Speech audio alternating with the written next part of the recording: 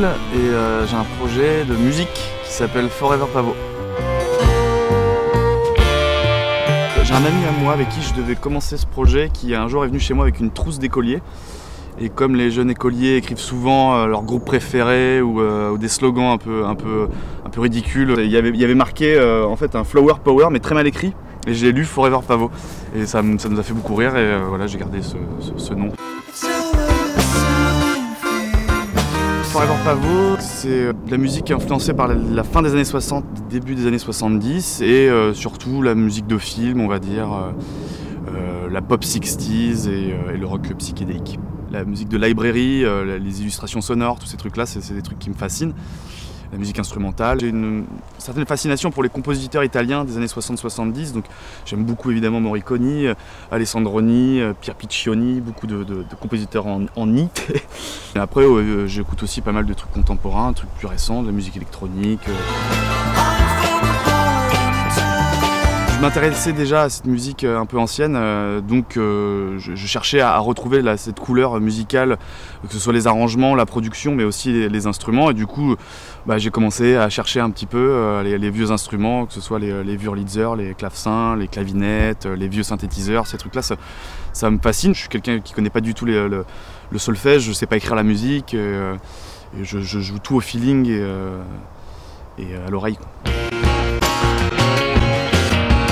J'aime beaucoup l'album de Bad Bad Not Good avec le rappeur Ghostface Killah qui vient de faire un album ensemble qui est fantastique. Adrian Younge qui vient de sortir un album. Après j'ai beaucoup aimé l'album de Todd Terje qui fait de la musique électronique mais qui est très instrumentale aussi, qui est assez branché musique de film. Les coups de cœur récents, il y a Eddie Cramps, Julien Gasque, Aquaserge.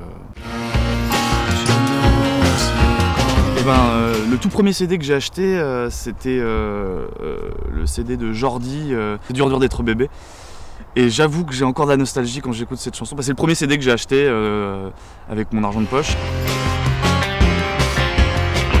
Dernièrement, on a fait un ciné-concert avec Aquaserge pour le festival du cinéma de La Rochelle. Et on s'est mélangé, le groupe Aquaserge et Forever Pavot, on a joué sur des films de Louis Feuillade et c'était une expérience super parce que c'est un groupe que j'adore, avec qui j'aime collaborer.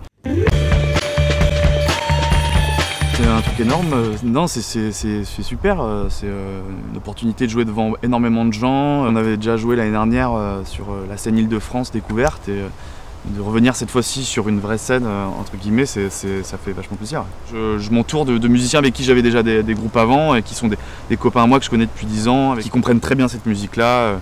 Donc il y a Cédric Laban à la batterie, il y a Arnaud Sèche à la flûte et percussion et guitare, Antoine Roux à la guitare et Maxime Daoud à la basse. Je vais continuer à faire de la musique, à faire des disques, à collaborer avec d'autres artistes. Un groupe qui s'appelle Calypso, un groupe de Paris d'amis à moi.